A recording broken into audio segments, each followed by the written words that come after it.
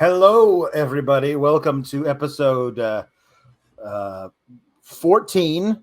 I don't think it's like wait, 14. I think is how it would look. 14, one Uh, and 4.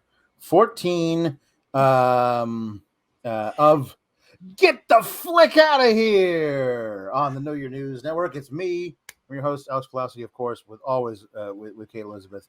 We talk about bad, weird, just wacky, off the wall, quirky. quirky, zany movies. And then we decide whether or not we want to get the flick out of here, meaning let's not watch it ever again. Um, we've done some doozies, um, a lot of TV, some movies, mostly movies now. Uh, we have not yet done what is considered to be maybe people say it's the best bad movie ever. I cannot agree with that. No, It is the most famous, most bad movie ever, correct. which of course is The Room. The Room. The Room has gained a cult following. People insisting that it is actually good. These people are wrong. Um, That is correct. Perhaps it would help if you viewed it while high in a theater of people who are reciting all of the lines because they know them, because they think that were hilarious, because they watched it high in a movie theater once. Perhaps that would help, but I don't know. Sitting at home alone, it did not help. This is the first time watching it. One of those things, like I'd heard about The Room a long time ago and about the weird things. I've certainly seen all the memes, all the little clips of what? This is me. That guy, Tommy Wiseau, the writer, producer, director, star, and financier of this movie. Now I'm gonna say he spread himself too thin. Right. Perhaps he should have handed over those duties to some other people along the way. All of the duties. All of the duties. The movie got some fame a few years ago when they made a movie about the making of this movie called The Disaster Artist, starring James Franco as Tommy Wiseau. Now, a couple nights ago, I watched The Room and was like, man, I really want to know what the hell making this movie was like. And I had never seen The Disaster Artist, so then I watched immediately afterwards The Disaster Artist, and I was like, okay. So I wanted to do they tell you anything about this guy, where he came from, who he is? Because the whole thing apparently was that nobody knew where the hell Tommy Wiseau was from, where he got his money, because this was a $5 million picture. The Room was like, there's that you should have been able, the way they shot it and lit it, that thing should have been able to be done for like $5,000, not 5 million. I don't think they were paying $50. Well, the thing of it is, when you watch The Disaster Artist, you realize they paid top dollar for all of the equipment, the space rental, everything. They had like a director of photography, a script super, all these professional people who worked on this thing. But it did feel like parts of it felt like it was being done by Tommy Wiseau and a few of his buddies, just after work whenever they got time. Do they think this was going to be like box office success? Well, Tommy Wiseau did. Tommy Wiseau, like he took out a billboard in Los Angeles, and he put it in one theater for like a month. He rented out a theater to show his on one screen. It made $1,800 in a month, I believe. I think is what it was, and since made its money back over because of the popularity of a bad movie. Um, the thing about Tommy Wiseau is that nobody knows where he's from, how he made his money, or how old he is. And the Disaster Artist is based on a book of the same name, written by the guy who played the second male lead in The Room, all about like being this guy's actual friend, and knowing him. And so, like, this is what he told me. He told me that he had never told another living soul. So it was just this guy, Greg is the name of the actor. We're taking his word for it. But they also, people have hired like private investigators to like figure out where the hell this guy is from, because they still, we do not know for sure. Do we know that he's alive? No, he is currently alive. Tommy Wiseau is currently alive, yes. Is he betrothed? I don't know. It's a good question. So many questions. I don't care about the movie. I'm way more interested in this now. That he may or may not be from Poland, which would explain the accent. His name is not Tommy Wiseau. That was not the name he was born with. Obviously, it's a very different name, something I could not pronounce. That he came to America, immigrated in the mid 60s. That he was born in 1958 or thereabouts, which would have made him over 40 years old when he made the movie. But he kept saying, apparently, that he was in his early 20s, because this is the kind of guy he is. And still to this day, nobody knows where the hell he got his money from. Nobody has any clue. Like, did he inherit it from, like, was his great grandfather like Polish royalty? Nobody has any clue where he got any of this money from. I'm gonna assume it's far less savory than that. I mean, we don't know. I don't want to cast aspersions on Mr. Wiseau. He's a guy who thought he was going to be a movie star and a big famous director, and he had enough money to make that happen, technically. So was he in anything else?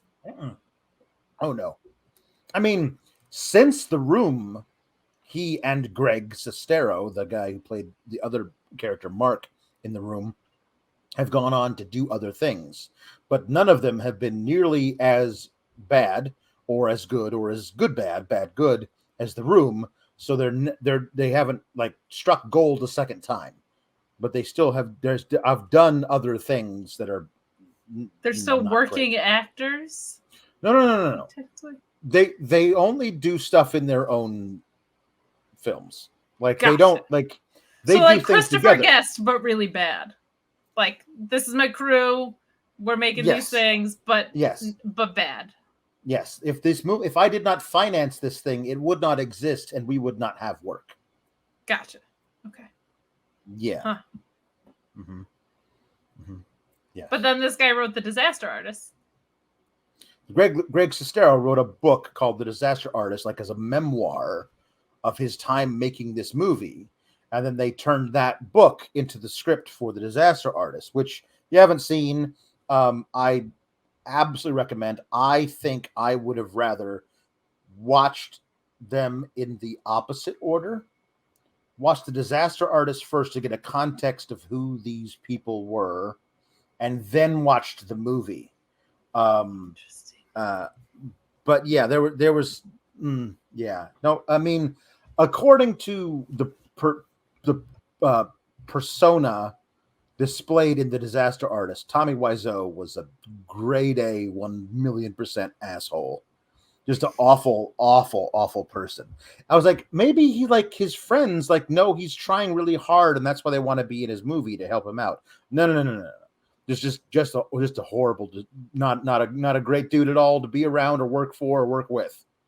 So I would say, if you hadn't told me that this had a $5 million budget, I would have thought this was like this NYU student created this film and he just got lucky and it became a cult classic.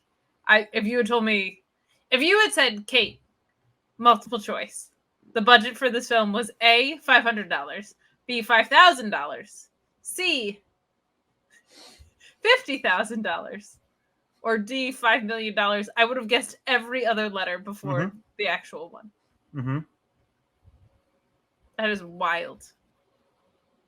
Even at the end, the blood that they used did not look real. Like he paid, like he had a full crew that he paid money. Like he didn't skimp on checks or whatever. He didn't screw them over. He paid them the money. Now, according to the movie Disaster Artist, he did not pay for air conditioning or water to be on set. So there was at one point some heat stroke, but other than that, totally fine. Were they SAG actors? Like, were they unionized people? I mean, I guess, but I mean, like, I honestly don't know at the time, but the way it was portrayed in the Disaster Artist, the woman who played Claudette, the mother-in-law type character, that she was like an old hat who had been around the block and had done a bunch of stuff, kind of a thing. And so probably she was SAG, I guess. But yeah, I'm not really sure. We should probably just talk about the movie. Yeah, I just didn't know any of this, so I'm very intrigued. It is the story of the movie is this. There's a guy named Johnny. He's a banker. He has a fiance who he lives with in this townhome, which is actually the room. References the townhome, which is, you could call it the apartment, I guess, but room is weird. Yeah, I was to begin with, the title makes no sense. Correct. Yeah, I thought for sure this was going to be like the whole thing or everything of consequence took place in one room, and that wasn't true. I thought maybe when we got to the roof was the room. It was just a townhouse kind of situation, it seems. The roof. Anyway, he lives in this townhome with Lisa, his fiance. His best friend is named Mark.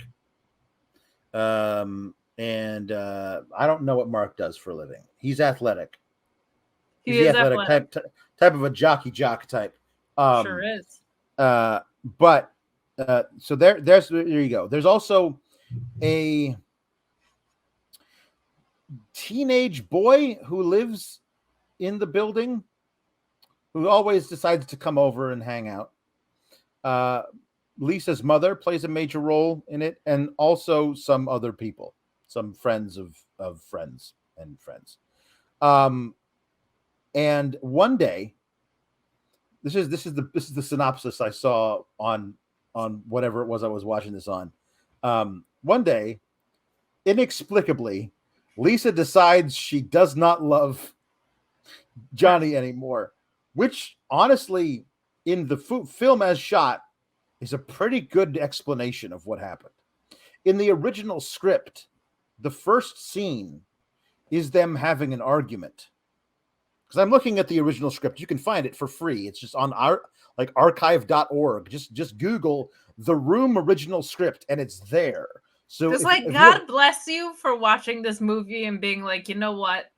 I need to dive deeper. I want to know more. Yeah, you were want to know more. I gotta learn. I want the original script and the movie about making this movie. My instinct was not to check out either of those things having watched this film. I have a sickness. You do. I wanted the shooting script because I wanted to be able to like follow along, make sure I wasn't forgetting anything I wanted to talk about on the show.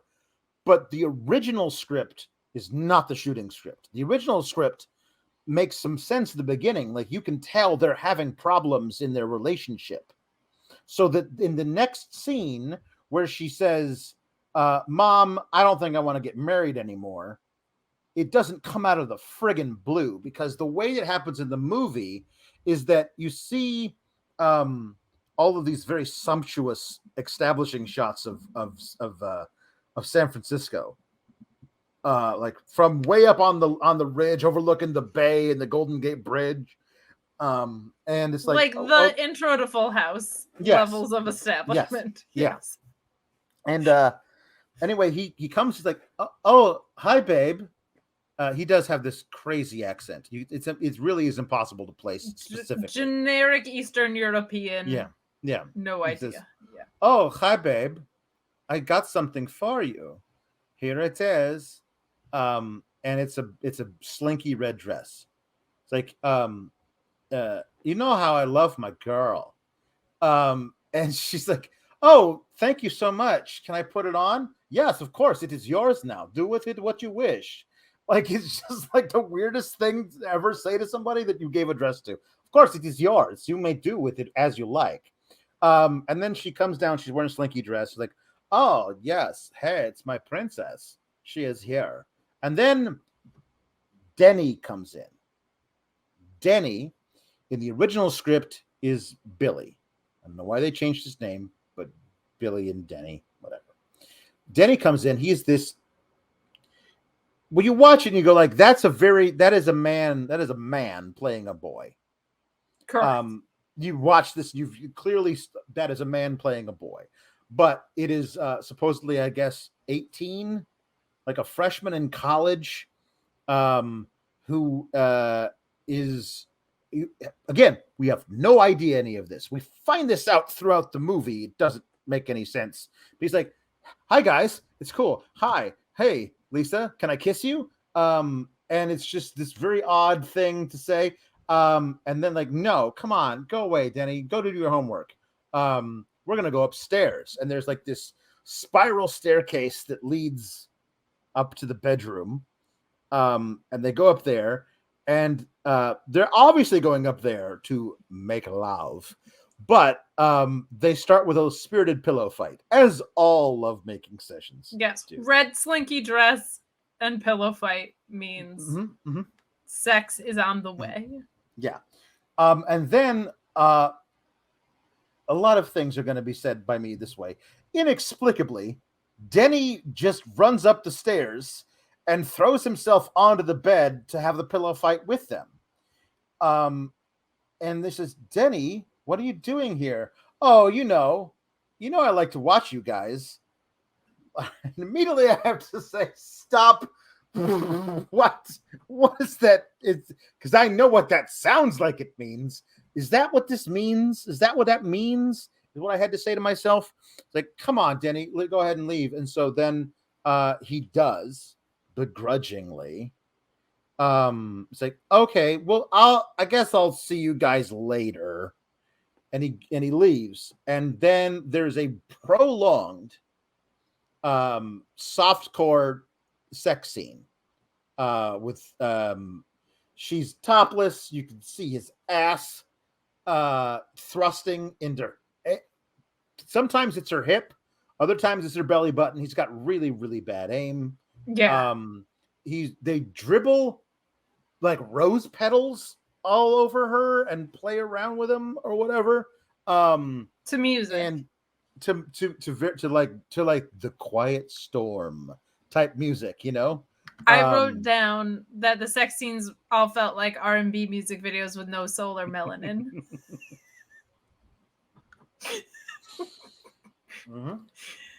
All of them, and there were several. Here's the thing. There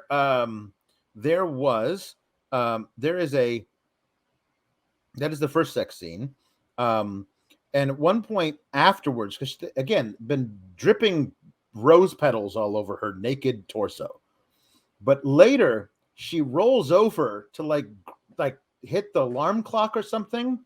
And when she rolls over, two of the rose petals are stuck to her back.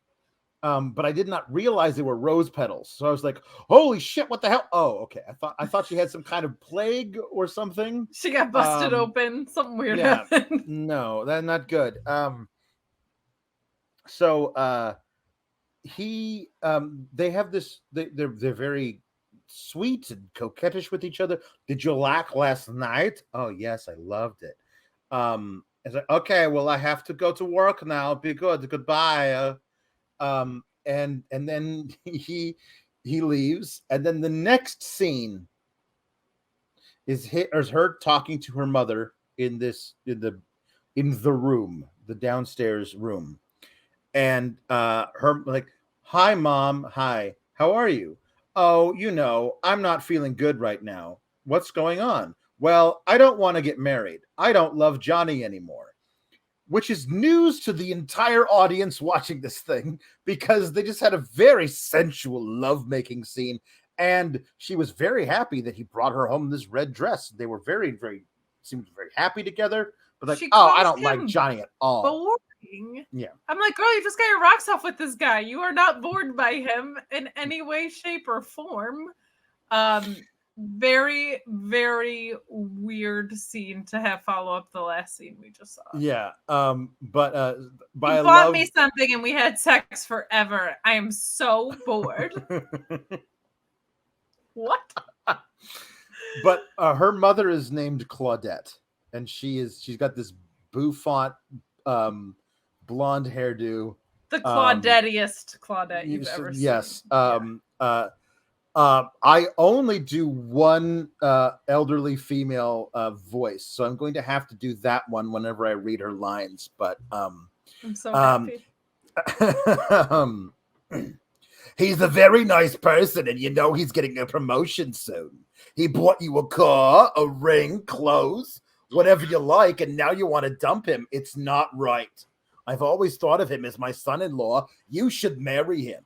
He would be good for you. Oh, I guess you're right, Mom. Of course I'm right, my dear. I know about men. I was not born yesterday. I'm glad you listened to your mother. Nobody else does. I work so hard and nobody appreciates it. I try to tell them what they should do, but nobody listens to me. And that's basically Claudette in a nutshell. That's her whole persona, is talking about how you should listen to me. Nobody listens to me. And financial security. Yes. It's like her favorite. He's very financially secure. And he works in generic computer sales, we find out. Just generically in computers. He is a banker. She works in computers. Although we never see her go to work. Not once, not ever. She only has sex with other people. So then the mom leaves and she gets on the phone. And this is where we meet Mark. And I'm thinking to myself, who is Mark? Good-looking dude, little trimmed beard, sunglasses, sitting in a parked car. And I was like, is he a cop? Who is Mark? Who is this person? Because she says, hey, baby, how are you doing? Baby? What? It's like, oh, hi, I'm very busy. How are you doing? Everything feels like all the writing feels like it was just translated or it's a Sims conversation. It's so weird.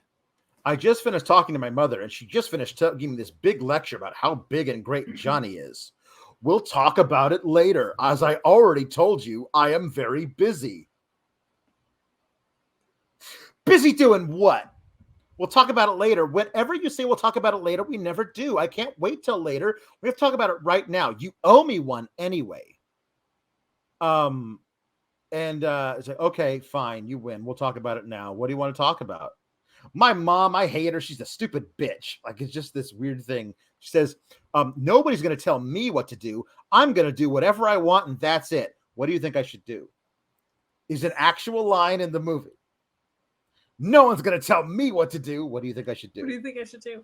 I believe she said, too, she's a bitch trying to control my life. And I'm like, the only thing that happened was you said, I'm not doing well. And then you sought her counsel and she gave her honest opinion. Yep. Which in this world is trying to control her life. Yep. Yeah. She says, nobody can tell me what to do, but what do you think I should do? Why do you ask me? You've been very happy with Johnny. What do you want me to say? You should enjoy life. What's the problem? Then she says, can I see you for coffee tomorrow? Now, in the original script, there is a scene that buffets this. But in the movie, can I see you for coffee tomorrow? And he says, what time? About noon? Yeah, sure. See you then. And then the next scene is her going to the door in the same clothes she was just wearing and him walking through the door. So I guess we're assuming that it's the following day because they just said, I'll see you tomorrow. And like, we didn't edit that out or anything. But yeah, so this is where we start to figure out that she's got the hots for Mark, but Johnny is his best friend. And we couldn't even do that. Mark is very nonchalant about the whole thing as well. Yeah. He's just like, why are you calling me? Yeah. He's very sure, let's get coffee, whatever. Whatever. And I feel like everything in this script I'm looking at is out of order. So I'm trying to remember if this is actually what it is, but there's a point where is this where like they're always no, this is not where this happens. The first thing that happens in the movie. In my notes. Yeah, you have good notes. Yeah. It just has the quote of "I like you very much, lover boy." Yes. Yes. So they have had sex at this point, I guess. Yes. Yeah. Is this the one they have? Yeah. This is where they have sex on the stairs. Yes, I think so.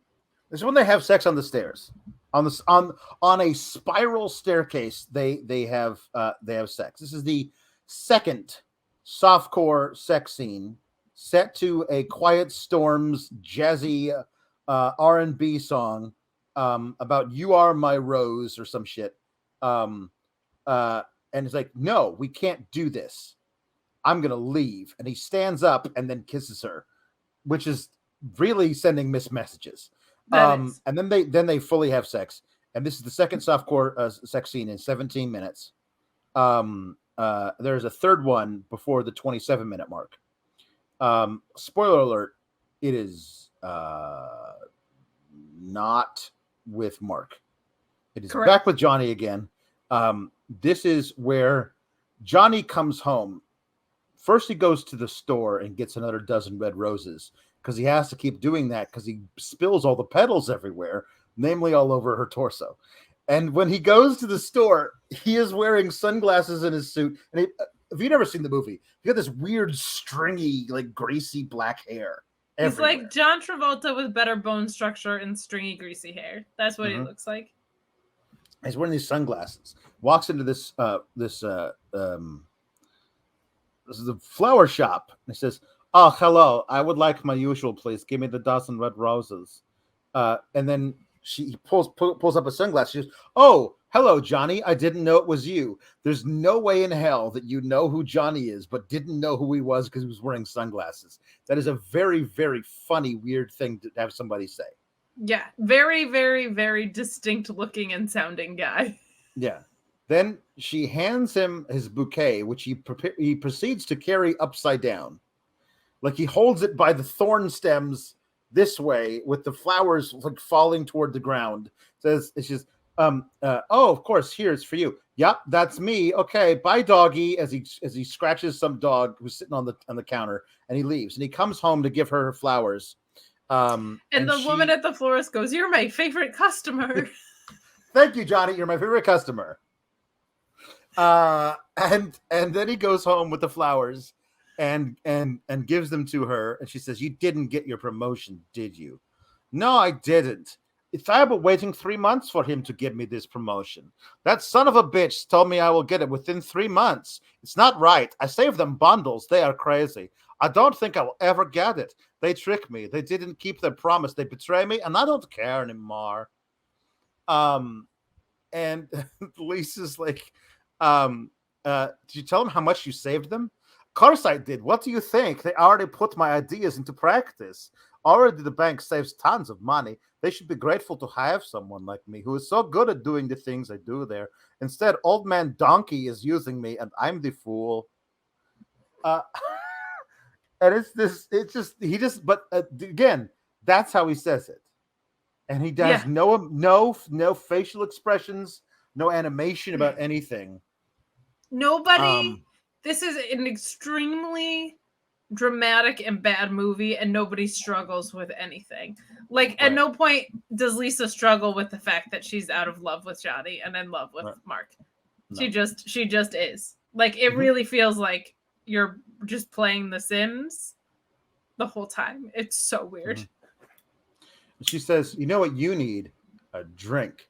I do not drink. I do not drink. You know this. And says, "Okay, what you need a drink." And so she mixes scotch with vodka. And she says, "Come on, if you love me, you'll drink this." Which is a really normal thing to say to someone. Don't do that. And so he tries it and he goes, "You're right, this tastes great." Like, somebody who doesn't drink a tumbler full of scotch and vodka mixed together and go, yummy. Nobody's done that. And they also don't get, my guess, because I've never done that to someone, but my guess is they don't get like a pleasant, fun drunk either that we're like about to see. Right. Like, they're probably fucking flattened by said drink. Yeah. The only thing that I wanted to circle back on is Lisa says "I love you" to Mark so many times in the movie, and he never says it back. And that starts within the first 20 minutes, and they're getting married in 1 month from now. Yes. So yeah. And so and that whole scene, this is when we find out that she's just generally in the computer business. We don't know what side. But the computer business does not pay that well. Yeah. What are they going to do? Yeah, you're right. This computer business is too competitive. I called a dozen of my old clients, and they don't need me. Just computer. So she's out of work. She's out of work trying to find job in the computer field. That's what it is. Anyway, so they get pleasantly drunk, and she's wearing his tie as a headband because, drunk. And then they have sex again. Yes. For a girl who does not love the guy that she is, engaged to be married to, she sure does have a lot of sex with him. She does. Especially this one, because this third softcore sex scene, is the first softcore sex scene. And I don't say that lightly. They just used the exact footage from the first softcore sex scene and edited it the exact same. The same rainstorm is happening on outside. Because they shoot one shot from outside through the window pane as there's rain slashing down it. The same rose petals. It's $1 million budget. They copied and pasted a sex scene that they didn't even need at all at any point, really. No, there are 3 softcore sex scenes in the first half hour of the movie because you got to keep them coming around for more. You know what I mean? It's true. I think they were like trying to insinuate that she was. We find out that she's very manipulative and awful, but I think she's supposed to be like sex crazed and out of her mind, which is not how it came across at any point. No. What do you have next in your notes? Because are we at the point where the 2 random people just show up in this place and start making out with chocolate? Are we at that place yet? Because I think so, because the big breast cancer reveal comes next. Okay. So I think this is when Claudette comes back into the apartment and she's like, it's a real revolving door around this place, which is a fair point. So there we go. So who the hell are these people? I said out loud as a different woman walks into the room, the only room that anything takes place in. Walks into the room with another guy who's got frosted tips, and they've got a box of chocolate. Like, the chocolate is the language of love or something. And then they proceed to like eat the chocolate out of each other's mouths, and then she takes off his shirt, and we get a comedy blowjob. Like we just focus in on his face as his eyes go like and American Pie or something. Like this guy felt like Stifler. It was so weird. He was in a completely different movie. It was so weird. And then Claudette and Lisa come in, and they have to grab all of their clothes and run away because it's like, that was just, I can't remember what her name is. And they just like to come here and hang out.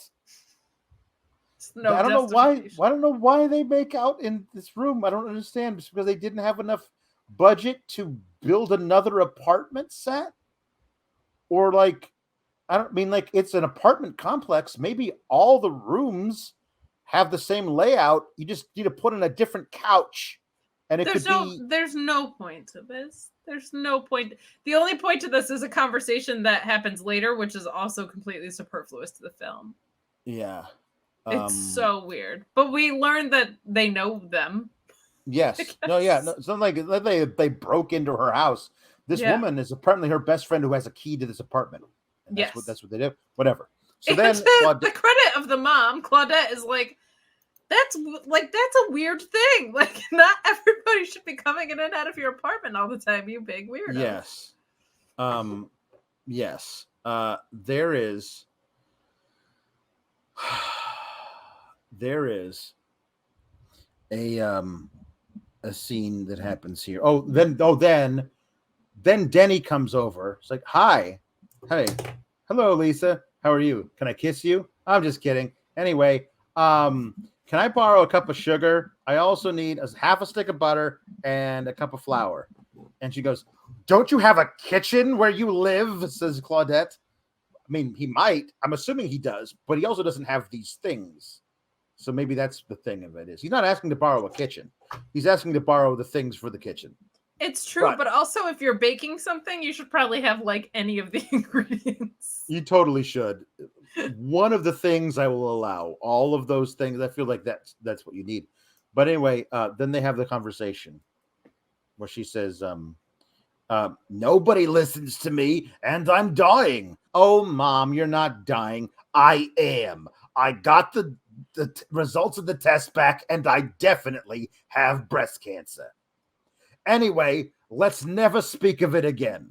I think it would be great if we went through the entire rest of the movie and you never said, hey, Mom, how's the breast cancer doing?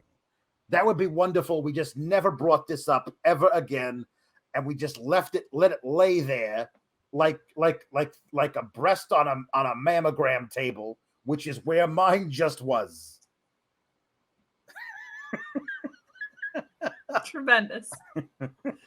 And in my notes, I just wrote, the gravity of breast cancer is not appropriate here. She's like, oh, I'm dying of breast cancer. And that's it. And then we also get a conversation. I don't only not love Johnny, I don't even like him anymore. Uh-huh. I'm like, do you ever like I don't know, your mom just told you had breast cancer, man. Like, focus. Circle up. So there's a whole scene in the original script where Claudette gets like big speeches about like this guy she hates, Harold and Edward and all this stuff. She says, I heard Edward is talking about me. He's a hateful man. I'm so glad I divorced him. I really think he gave me the breast cancer after he slept with that hooker. That type of riffraff carry all sorts of things. Don't you agree? That's not in the movie, but it is in the original script. That Tommy Wiseau, who wrote the script, thinks that you get cancer from your husband after he slept with a hooker. Breast cancer, notoriously contagious. Yeah, and those hookers, they always carry the breast cancer along with them. All the time. But I love right after she does tell in the movie itself, I have breast cancer. I definitely. Oh, mom, you know they're curing cancer all the time now. Which I don't even know how that got through to like in a movie. You know they're curing cancer all the time now. Anyway, Frosted Tips Stifler. I'm gonna call him Stifler because I don't remember his actual name. Stifler comes back in trying to like pick up his underpants, which Crucial. then Crucial to the upcoming scenes. Yeah, and then Claudette realizes the underpants are there. So for so much of this, I kept waiting for like him to go back to get his underwear. I kept waiting for someone to walk in on the affair. Like I thought like we were gonna see like he was gonna come back for his underpants and he was gonna see Lisa and Mark hooking up. But like no. It takes us like an hour to the film to get that, to get the big reveal of that. But then weird shit goes down with Denny. Yeah. So there's a location they shoot at, which apparently is the roof of this townhouse apartment complex. There's a couple of chairs up there. They hang out there all the time. And it is obviously green screened, like the most obvious green screen. But Denny's up there. He's just hanging out playing with a basketball. And in walks the guy they inexplicably call Chris R. Because apparently Chris J and Chris B weren't there that day. Chris R is what you call somebody, what your teacher calls you if there's another guy named Chris in your class. Chris. Okay, you're Chris. You're Chris R. You're Chris M. I was one of 5 Kates in kindergarten. Oh, wow. But because my full name was Kate, everybody else just had to go by Catherine and Kathleen and stuff. Mm-hmm. But it was the same. It was big Chris R energy, like same similar situation. I was Alex P. There was an Alec T. And we were very, very different, but like Alec and Alex were too close together, so we had to go by last names as well. I feel like it should have been the default. You're special. Listen. Where's Alec now? Who gives a shit?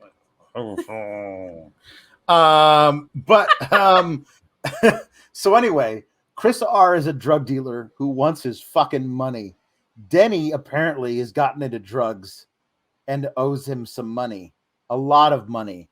It's like, you'll get your money. Hey, Chris R, I've been looking for you. Oh, you have? Where's my fucking money? He pulls out a gun, and he's got a gun, and he's gonna blow out this kid's brains all over the roof. He doesn't give him his money. I get it for you, I promise. And then in runs literally everybody else in the script up at this point. Mark is there, Johnny is there, and Elisa and Claudette are there. Mark and Johnny like attack Chris R, disarm him, and then walk him down the steps from the roof, like through this little door and down the steps. And then we never see or hear from Chris R again in the rest of the movie. That is it.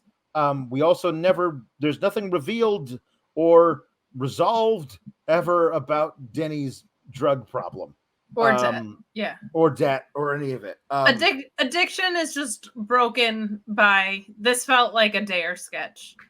Like the Dare program, it was just very much like a, hey, why are you doing drugs, man? You're right. I'll stop. I wrote that shit in like 6th grade for a Dare sketch. Here's my body language to stand up to a bully. Claudette says, "What are you doing? How did you get involved with a man like this?"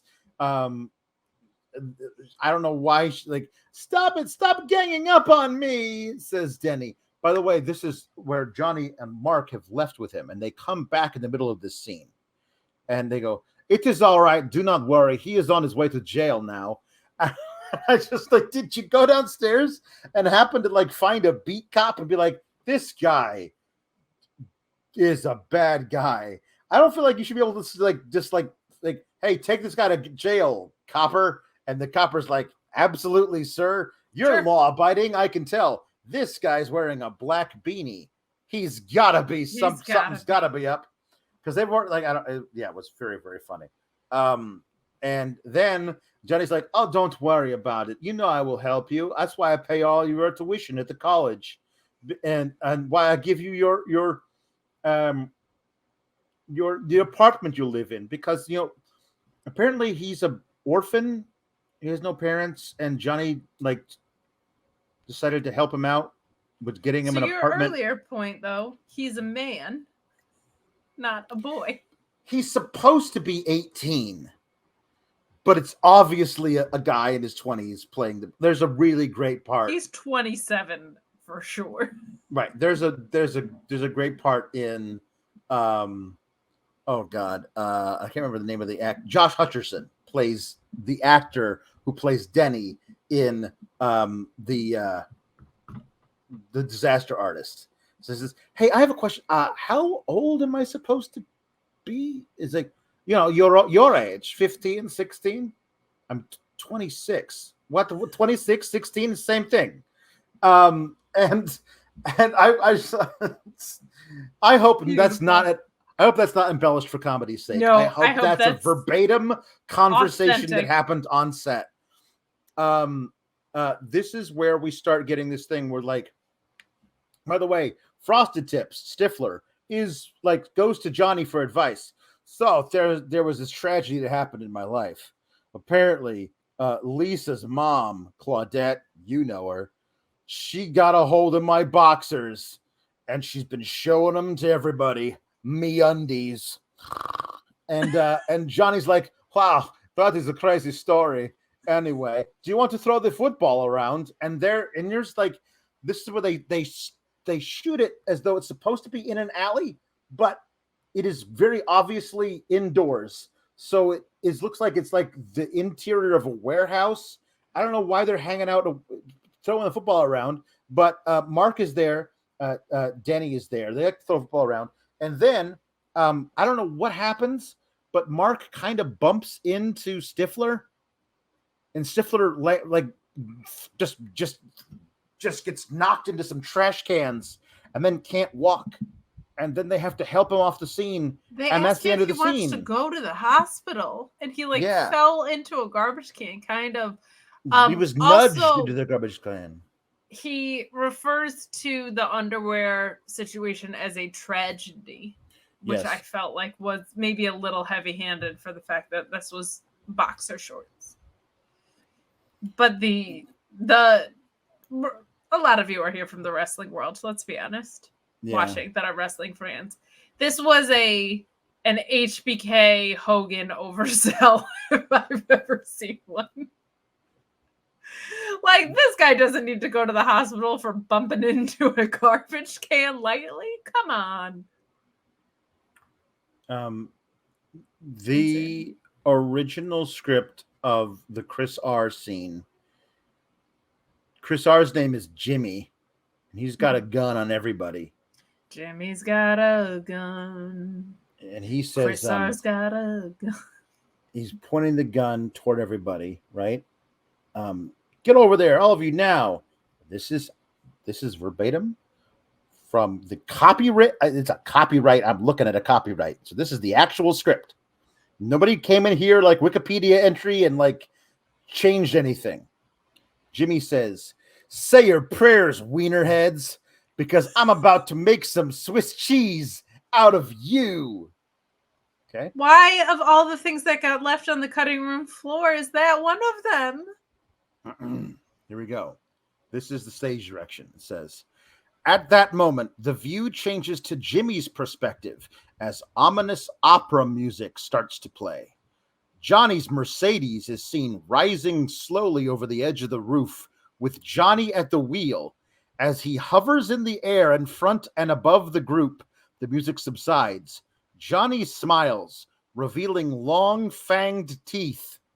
This is a subplot I was not ready for. He is glowing. This is Johnny's line. I'm going to read it as though Tommy Wiseau is saying it. Do you know who I am? I have 9 black belts, 15 master's degrees, and a PhD in agricultural economics. That's right. You know I'm way better than you, and all my friends will gladly tell you just how great and awesome I am. Have you seen my power level? It's over 9,000. You know what that means? It means I have more than 9,000 units of power. It also puts my total adjusted force rating at 22,000. That's more than triple. So you don't want to make me mad because anger is my middle name. I don't know why they cut that from the shooting script. That's interesting. That's the best scene in the whole movie.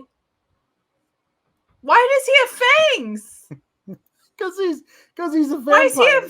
Why is he a vampire video game guy though? In The Disaster Artist, there's a throwaway line where a guy says, I don't know the script, man. He might be a vampire. I'm not sure. And that's it. And I'm assuming this is the script that he was passing around before the movie got made, before they did any editing or something. But like all those power level up things are like he's a video game character, but he's also a vampire. And he has 15 master's degrees. He does. This guy fucking rules. Why don't we get this character? I want this guy in there. Trembling with fear, Jimmy manages to raise the gun and aim it at Johnny. He fires some shots, but Johnny extends his hand out the driver's side window and deflects the bullets. Next, Johnny emits a power field from his hand, which encompasses Jimmy. Jimmy thrusts his arms out to his side and yells, "Don't touch Jimmy," says Jimmy. Johnny uses the field to levitate Jimmy, holding him high in the air until Jimmy drops the gun. A rear passenger door opens as Johnny draws Jimmy toward the car and drops him in the back seat. Johnny waves to the group. The group waves back as Johnny and his captive fly off over the skyline, then upwards, disappearing out of sight. I should add, nobody else on the roof appears to find this odd, as though this is just something that Johnny does often.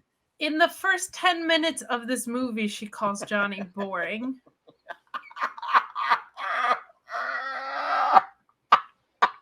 He is boring. I don't love him anymore, Mom. He is boring. Can you imagine if Claudette was like, I think you should marry him. Not only does he have a very secure position at the bank, but also he levitates and has fangs. Yeah, he 15 would master's be degrees. good for you. He has 15 master's degrees and 9 black belts. Can you imagine? I only have 7 black belts myself. Also, I have breast cancer. Is that even? I don't think that's how black belts work either. I think you're just a black belt. Maybe he's a black belt in several different martial arts. He's so boring. He only has fangs and can produce energy fields and is kind of a video game character and has 15 master's degrees. I'm so bored by him. I am absolutely livid that they deprived us of the greatest scene in cinematic history, and that should have been the end of the movie. That should have been it. Like, have that scene. Everybody else is just chilling on the roof. He rides off with his captive, and that's the end of the movie. I'm pissed there's the rest of the movie, and I'm pissed that scene got cut.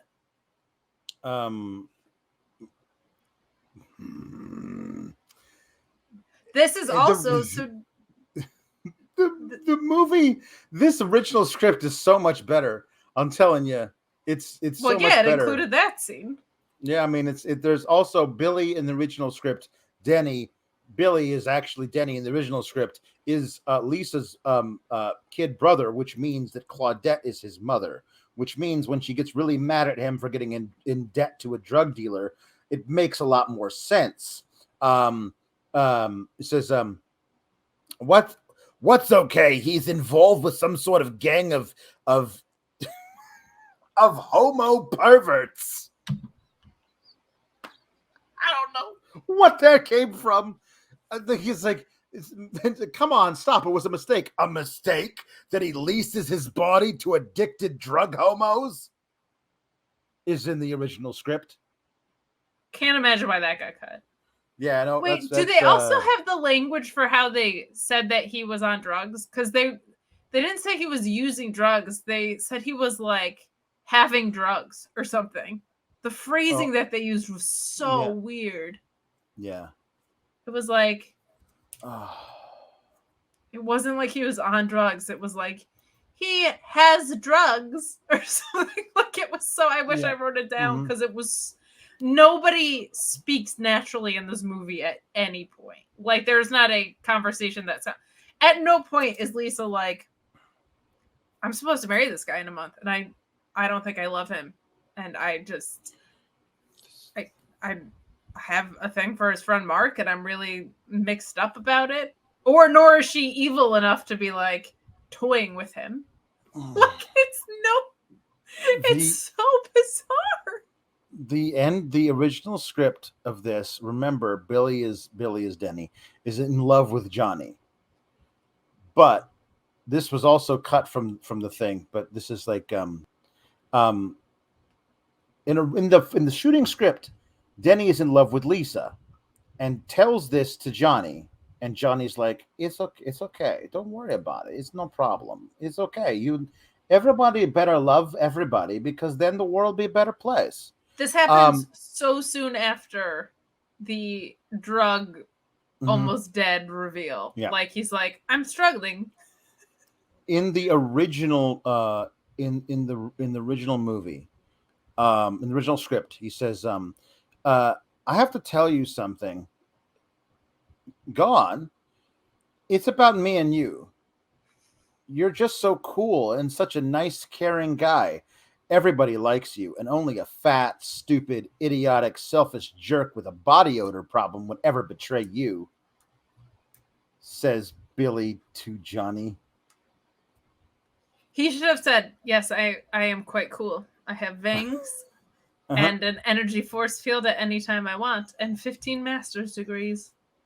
He says, in the original script, he's like, I like you a lot, and I'm attracted to you. I know you love Lisa, and I shouldn't think of you in that way, but I can't help it. I'm just confused. And in the movie, he's like, I'm in love with Lisa. I know you're going to marry her, but I don't know what to do about it. Well, figure it out, because I'm getting married to her. It's it almost makes more sense for him to be like, I'm in love with you, because then maybe there's something that can actually be done about it, as opposed to like, I'm in love with your fiance. What's up? Is a weird thing to do. And again, like the lack of emotion in any, like he's not nervous to have this conversation. He's so not funny. Like, there's no like, I just have to get this off my chest before you're married. Like, I am struggling with this thing. None of it. Says, Billy, don't worry about it. Lisa and I love you too, as a person, as a human being. You know, people don't have to say it, they can feel it. You can love someone deep inside your heart, and there is nothing wrong with it. If a lot of people love each other, the world will be a better place to live. Totally cool. Come jump on our bed right before we're about to have sex all the time. Totally cool. So then Lisa has a scene with Michelle. Michelle's the name of Stifler's girlfriend, and tells her all about how she's, having an affair with Mark, and she's like, "Oh my God, you're so bad." Basically, I could never do what you're doing because it's terrible what you're doing. But tell me more about how much sex you're having, kind of. Yeah.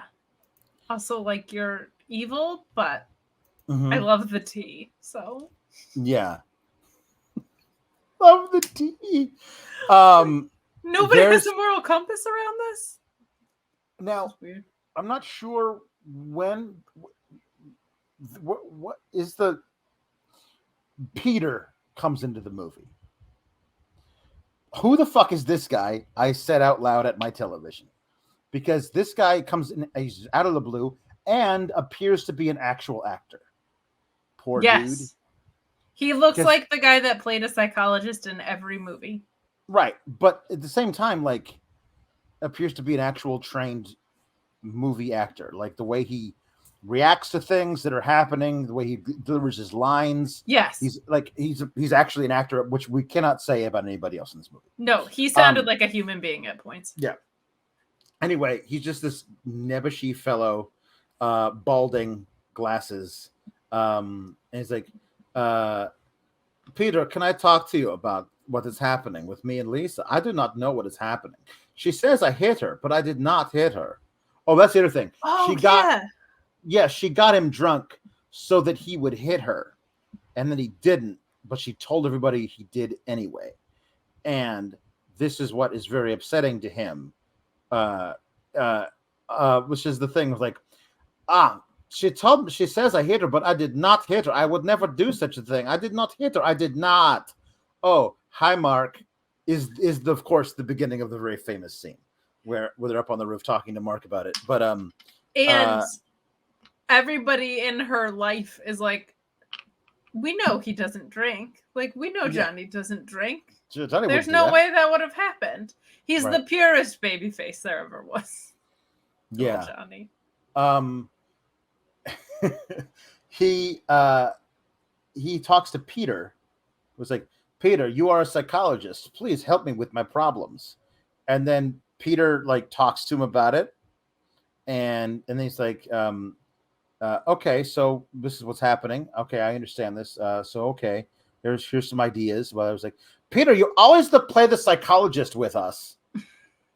You just asked him for his advice and saying you're a psychologist. So whatever. At some point, I guess right after this same scene, he like goes up to the roof with Mark, and he's like, "You're having an affair with Lisa, aren't you?" Because after like he kind of deduces all of this stuff. Because Mark is also plagued by, I just don't understand women. Sometimes they are too smart, and other times they are so dumb, and other times it's the weirdest shit I've ever heard. He says, "Oh man, no, there was this girl that I was dating, but she wasn't good in bed. We were not compatible." This is obvious, wonderful. And he's like, "You're having an affair with Lisa, aren't you?" "What? No, I'm not." And then he tries to shove Peter off the roof, and like, "What are you doing? Stop it!" And he can't emphasize enough. It's attempted homicide, right? Immediately. Yep. Yeah. And then he says, "Oh, sorry," and they have the rest of the scene. Like they just have the rest of the scene. It's fine. He's like, "Sorry, man." He's like, "It's cool. It's cool. Don't worry about it. It's fine. I can understand."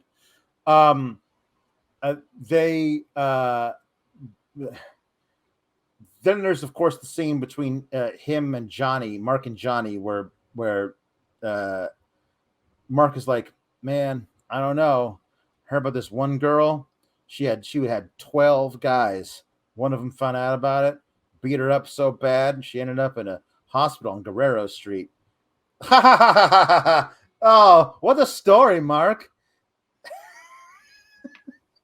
There's a whole scene in the Disaster Artist movie about them trying to explain why you probably shouldn't laugh after having heard that. That's a bad reaction to have to that particular story. Yeah, there's only one person that has that reaction, and they're a sociopath. Like one type of person. Right. Yeah. There's the scene where they go to a coffee shop. Just inexplicably, they go to a coffee shop. There's a whole scene where like two different couples order two different kinds of things from the coffee shop before Johnny and Mark walk into the coffee shop. These are people we've never seen before and will never see again as long as we live. And we have to know what they ordered. And then they come in, they like a water and a bagel or something. They sit down. Can I a couple of coffees or whatever. Can we get you the cheesecake? Which of course is what everybody else has been ordering. We've already seen this. And like, no, I do not want the cheesecake. Hey, so what's going on with you? Oh, at the bank, we got a new client. Maybe I'll give us a lot of money. Oh, who is it? I cannot tell you that. It's confidential. Come on, tell me. No, I cannot. Anyway, how is your sex life? It's just This is the weirdest thing. And Mark's like, oh, it's not so great. Anyway, there's this girl, maybe. Not sure. I'm not sure. Anyway, do you want to get together later and throw the football around while running back and forth? You know, like guys do in the park. Even though we maimed our friend so bad he has to go to the hospital. Yeah, there was that. But they throw the ball back and forth a bunch. Literally, that's all they do. It's a montage. Not only a montage, it's set to music. There's no dialogue. They're just literally throwing the ball back and forth while running around each other and in front of each other and alongside each other. Johnny is wearing like wide receivers gloves because he's really serious about this whole being an athlete thing. And then my favorite crazy scene that happens in the movie happens. Because we heard the most recent time, Lisa says, I'm getting married to him next month. In one of the scenes with her mom or Michelle or whatever. And then, like 2 scenes later, you see Johnny in a tuxedo. And I hope I'm going to be forgiven for thinking this was a scene taking place on their wedding day. Same thought. Johnny's in a tuxedo. Peter's there. He's in a tuxedo. In walks Denny. Denny's in a tuxedo. And then there's a knock at the door. And they open the door, and it's Mark. Mark is now clean shaven. Yes. And he's wearing a tuxedo. And in like the disaster would. Yes. In The Disaster Artist, there's a whole subplot about clean-shaven Mark. Like, he was supposed to use the beard in a different thing. I don't know if this is anywhere near real, but he was supposed to have a guest spot on Malcolm in the Middle, playing a lumberjack with a full beard. And Tommy Wiseau would not let him have the day off of shooting for The Room to go be on Malcolm in the Middle, and forced him to shave the beard so he couldn't do the part anymore. I don't know if any of that is accurate, but that's what they depicted. It is. It totally is in my brain. Totally is. But he. So anyway, it's like you look like a baby face. Says what he says when he comes in, and like, hey, should we throw the ball around some? Yeah. And Peter's like, no, in tuxedos? What are you, crazy? Come on, Peter. Come on, do it. And so they go out to the alleyway, not the alleyway that is inside, the alleyway that is outside, and they throw the ball around. And then they say, hey, Peter, go long.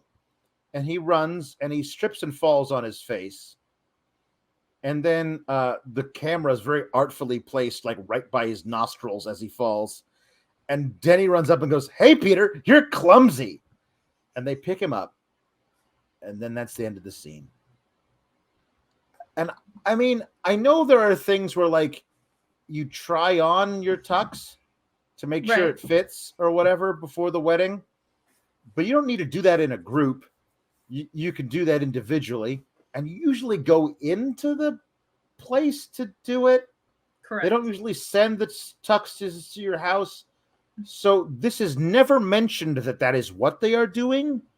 Also, if you're just trying on tuxes, why not take off the tux before playing alleyway football? There's no reason for any of them to be in tuxes. And if you are having them in tuxes, why are they having them play football? Also, you're probably 2 weeks out from the wedding at this point. That's a little cutting it close, isn't it? Yeah, it's a bit much. So unnecessary. She is planning a surprise birthday party for Johnny. Again, she is by him and does not love him and does not even like him, but is planning a surprise party for him. She doesn't like him at all. The other thing, the only way they get Peter to come out and throw the football around is they say, "Oh, come on, you are chicken." Oh yeah, cheap, and they're like, cheap, cheap, cheap, cheap, cheap. They don't do bok, bok, bok. Because apparently cheap, cheap, cheap. The cheap, cheap, cheap is what you say, I guess, in Poland, wherever the hell he's from. It is more accurate. I'll give him that. Yeah, I mean, I suppose. But there is this party that is thrown for him, the surprise party, is where everyone's hanging out, and then Lisa says this. Everyone's here. Lisa says, "Hey, everybody, let's all go outside." And everyone goes outside. Like you do at a party. Hey, everyone, let's all go outside. Hi, y'all. And not even like, hey, the patio's open. Like if you want to hang out outside. Right. Hey, everyone. Yeah. I'm going to get some air. Who'd like to join me? Is the answer everyone? No. So she stays in the house, in the apartment with Mark, and tries to like get with him on the couch. They had also had sex earlier because she was like, all I need to do is put on my party dress or whatever. Yes, that's true. And so everyone is like, hey, what are you doing? Everyone's here. They're not here. They're outside. And tries to get him to have sex with her on the couch of the living room where everybody's like on the other side of a door. And to prove my point, in walks random adult male. I have never seen this guy before in my life. Peter, by the way, apparently went out for that long touchdown pass, tripped and fell, and died from internal bleeding. Like, you never see Peter again. I don't know if that actor like had a conflict or quit the production. He said, I'm going to Malcolm in the Middle. I don't give a shit about this movie anymore. Good for Peter. Never showed up again. And there's this random other guy. I don't think they ever gave you his name, but he walks into the party, into the house, the apartment, the room, and goes, what are you doing? Immediately knows that Mark and Lisa are having an affair and says, this is going to ruin everything. It's Johnny's birthday party. Like, and you threw him the party. You threw him the party. This is going to, like, later, like, anyway. So then they get up, whatever. It's like, you can't tell anybody anything. I can do whatever I want. You shut up. I will do whatever I want. I'm in charge of my life. I will do whatever I want, random adult male who walked in on me. And then everyone else comes back in, including Johnny.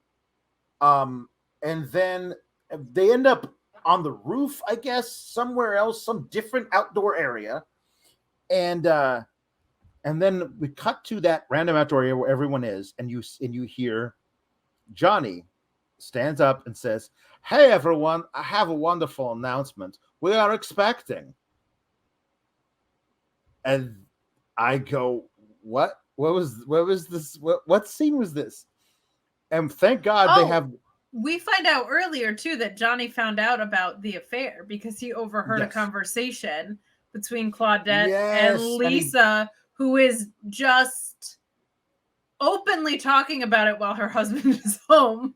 Yes. Says to her mom, I don't love him. I don't like him. In fact, I'm sleeping with somebody else. So he hears this and sets up what I thought was going to be a video camera, but turned out to be a tape recorder. A tape recorder, yep. Sorry to retcon that, but comes into play later. No, it is very important. And it is a very funny scene. He says, I want to give her another chance. And I guess at this point, I'm supposed to assume that part of why he wants to give her another chance is because he thinks that they're pregnant.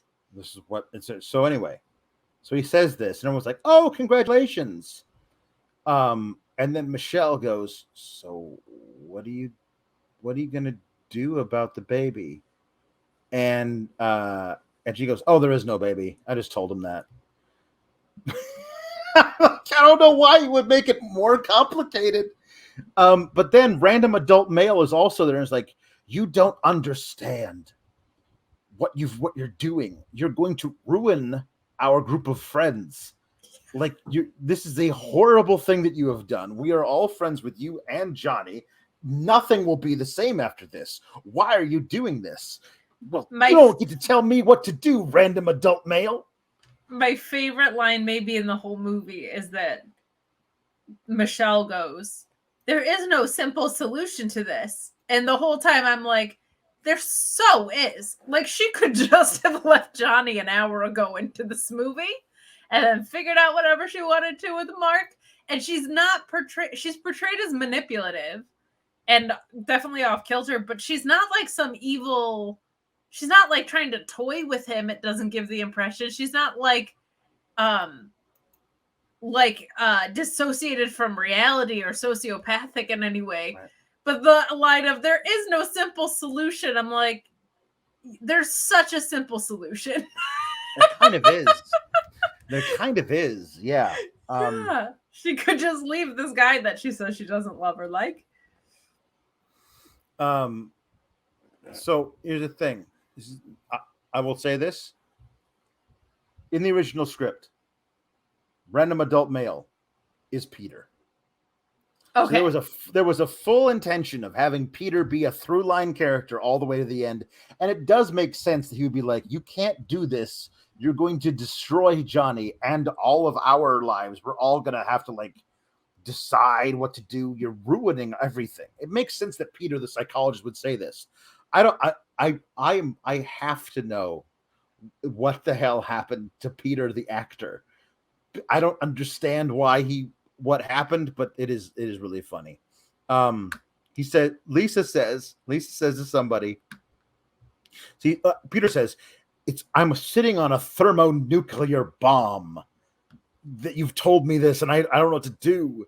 And Lisa says, I am not responsible for Johnny. I'm through with that. I'm changing. The whole world's changing. I have the right, don't I? People are changing all the time. I have to think about my future. What's it to you? This is I don't want to talk about it.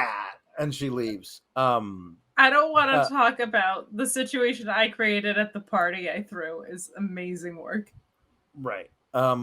So there is Mark comes up to her back inside the party, says, "Hey, so whose baby is it? Is it mine?" Which is what you would do if you were Mark. Right. Like, no, of course not. It's like, no, there is no baby. I made it all up. It's fine. Which is like what you would do if you were Mark. Also be like, okay, I'm out. Goodbye. Yeah. It's like, peace. Nope. Sorry. You're psychotic, lady. Yeah. I don't want this. And then there's then Johnny, Peter, Johnny and Mark confront each other. There's like a shoving match. It's so weird. And then Johnny's like, I can't emphasize enough, like, the flat acting with the drama of the script. Like, this scene where there's this confrontation. It's not a confrontation, really, because it's so stale of just like, she doesn't want to be with you anymore. Right. And Johnny's just like, what do you mean? Like, there's just no emotion. That's so the first little confrontation is a couple of pushes back and forth. And then Johnny goes, "Hey, I'm sorry. It is all right. It is okay. Everybody go back to having party. It is okay. Don't worry." And then cut back, and just she and Mark are slow dancing as sexily as possible. Lisa and Mark at Johnny's party in Johnny's apartment. And Johnny walks, like, is sitting there. "Hey, what is going on? Why are you guys doing this? I don't understand." And Mark's like, "She doesn't want to be with you anymore." Like, Mark, who has never said "I love you" to her. Right. Yeah. And then there's a different confrontation, a different shoving match, but this time he shoves Mark like awkwardly into the door or whatever. It's like, "I'm gonna kill you." Just this was ridiculous. And then jumps to homicide in this are incredible. Like, it's incredible how much someone almost gets shot. and someone almost gets thrown off a roof, and then this. Like, it's incredible. Johnny is like, Johnny is like, oh, everyone betray me. Everyone betray me. I do not want. Everybody leave. I do not want anyone here. I'm fed up with this world. Oh, earlier, of course, there was the scene where he confronts Lisa about the fact that she's lying about he hit her. And he's like, what are you are tearing me apart, Lisa. So good. You're tearing me apart. You're tearing me apart, Lisa. But then he immediately goes, but I still love you. It is okay. Yeah, but I still love you. It is okay. I'm still in love with you. It's terrible. It's terrible. Crazy. In the original script, the first fight is broken up because Peter grabs a bucket of melting ice and dumps it over both of them, which makes everybody laugh. Oh, we are being so silly that we are fighting. What was a dumb idea? And then Denny goes, Hey, Peter, what's the difference between a psychologist and a duck? I don't know. What? Oh, one's a quack and the other's a duck. And this makes everyone at the party laugh uproariously. Mm-hmm. And that's how the first fight is calmed down. And then Johnny goes to get a mop. And when he comes back in, that's when like they're canoodling on the dance floor again. Can't emphasize enough. She threw him the party. Yep. So there's a full, like, there's a shattered mirror. People are trying to stab each other with shards of glass. Anyway, Johnny, there's actually a really tender little scene where like Johnny locked himself in the bathroom and Peter's like, Hey Johnny, I'm leaving now. I don't want to leave without saying goodbye to you. I want to look at you and make sure you're okay. Because obviously this is a horrible traumatic thing, and he's a psychologist and he wants to make sure Johnny's not thinking of self-harm. Right. If only this character existed in the actual movie. Because of course, Lisa basically says, I don't love you. I'm leaving. I'm going to be with Mark. I hate you. You suck. I don't want to be around you anymore. And then it's like, okay, fine. You leave. I don't care. I know everyone betray me. And then he just destroys the entire apartment. He plays for her the recording that he recorded from the answering machine of them like talking about having sex or whatever. And then it's like, get out. I don't want you here. And then he destroys everything. He takes the TV, throws it out the window. He throws everything out of the drawers of her dresser drawers. And then he lays on his back and humps the red dress that he gave her in the first scene. A little too much, maybe. Just tad over the top. Then he takes a gun we haven't ever seen before. And he puts it in his mouth, pulls the trigger, and he kills himself. And in comes Mark and Lisa. I guess they were nearby and heard the shot. I don't know. And they run up like, oh my God, and like his brains are all over the floor. And she goes, Mark, is he dead? And he reaches behind his head, and his hand comes away covered in blood. It's like, yeah, I think he's dead. This is all your fault. You're like, but now we can be together, right? Now we don't have to worry about Johnny. We can be together, you and me, Mark. I love you. Are you crazy? You're a crazy bitch. I don't love you. I don't be with you at all. This is insane. I'm leaving.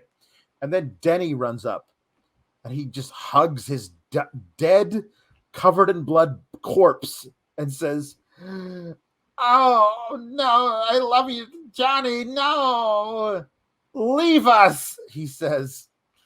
to Mark and Lisa, leave us. I want to be alone with his bloody corpse, please. And he cries, and everybody's like, "Oh, this is really sad. We probably shouldn't leave him alone here." And then they do. They all leave together when the corpse is left there alone. And Fiend, that's the end of the movie. That's it.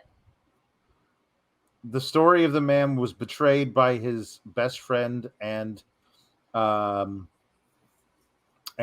fiance, and then kills himself.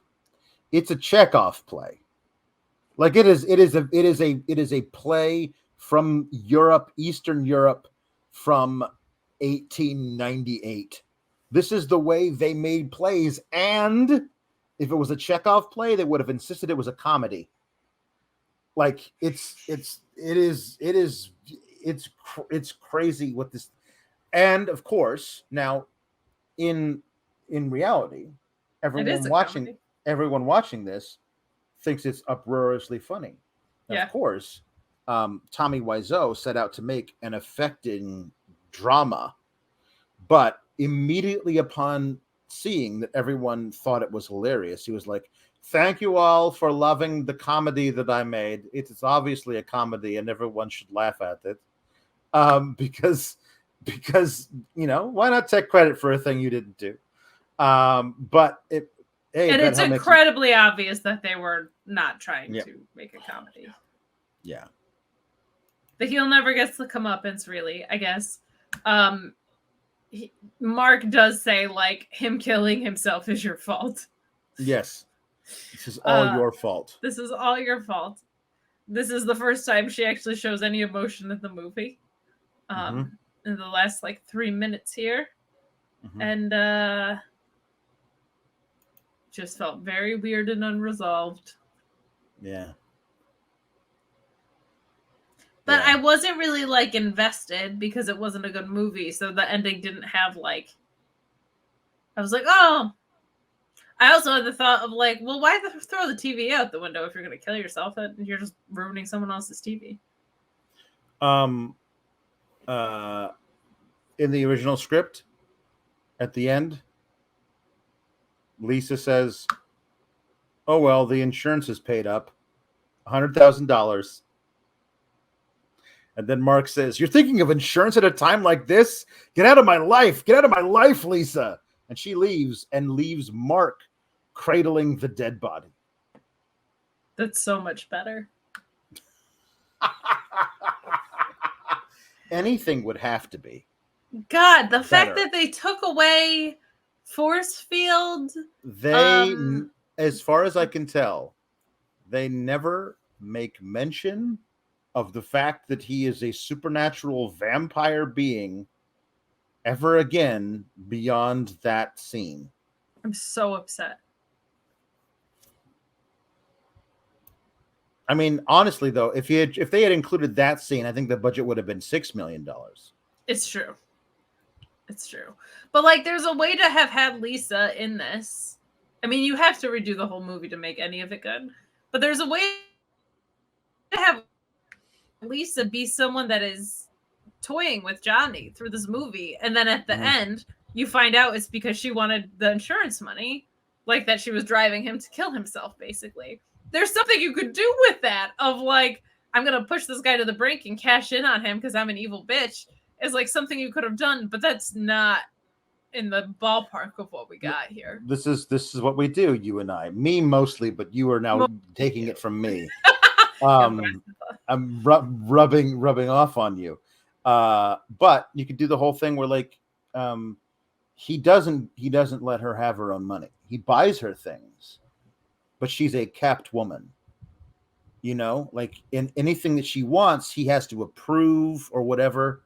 So he's generous with the gifts and the flowers and the things, but it's all for him, really, because it's the male gaze or whatever it is. It's all about what he wants. She wants to do this. I really would I want to go on a vacation with my friends from college who are going to Jamaica. No, you cannot go unless I come with you.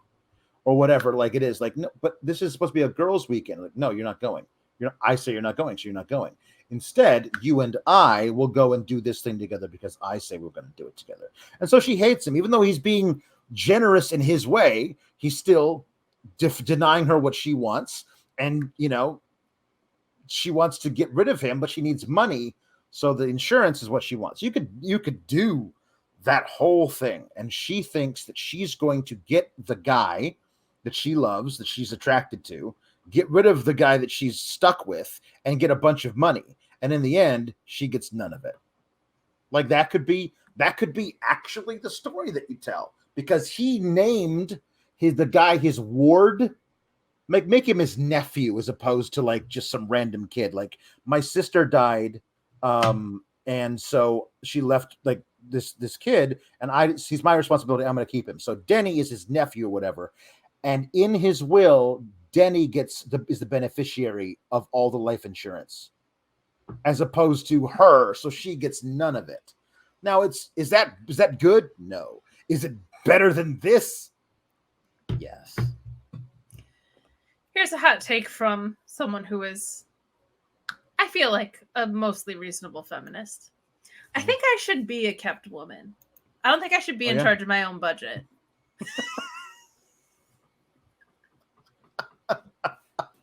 I think someone who's good at it should be in charge of my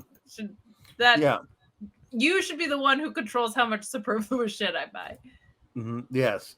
I think that's fair. No. You cannot have that. You did one of those last week. We're not doing that again. I should probably have that in my life. Yeah. Especially if I'm still gonna get nice stuff out of it. That just takes all the responsibility but gives me the reward away. Golden handcuffs, not great. But not the worst. Maybe for some personalities. Yeah. Better for your credit rating, I guess. There you go. Yeah. Learn something from every movie. Kate, I think I know the answer to this.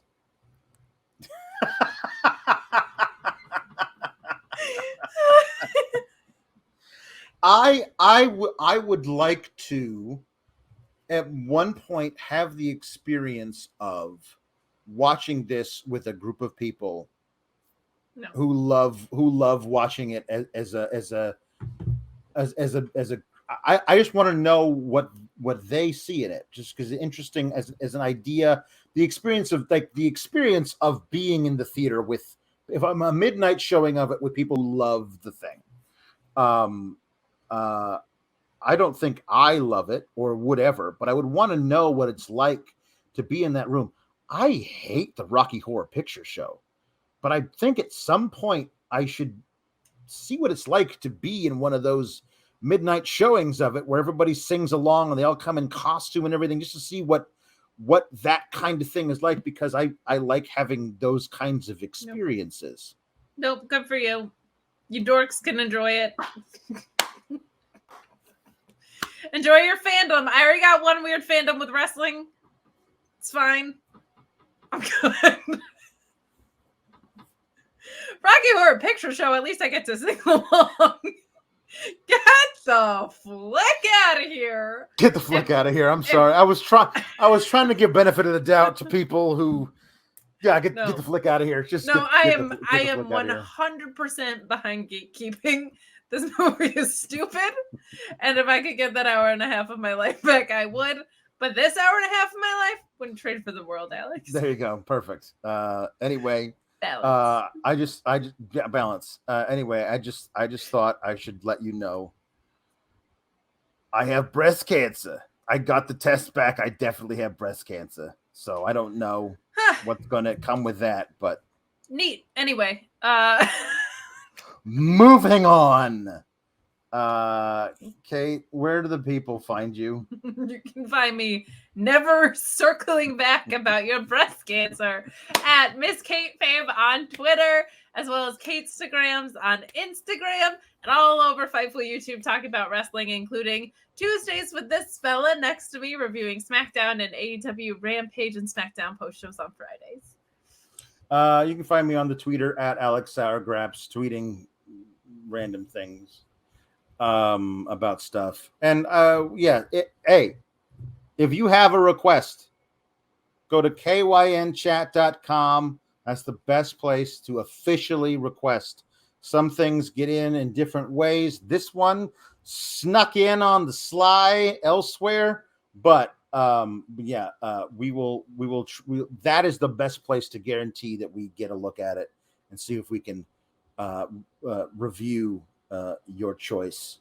Or if you're our boss, we'll just do what you say. Yeah, we'll just do what you say. I'm putting off reviewing a Hulk Hogan movie for as long as I possibly can. Everybody else get in all your requests. So I sorry, Jimmy, I can't watch Suburban Commando this week. I have to watch whatever the hell this person requested. Please send it to the back of the line. Keep sending in.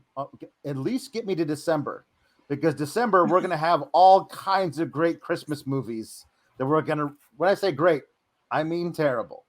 Yes. That we are going to review.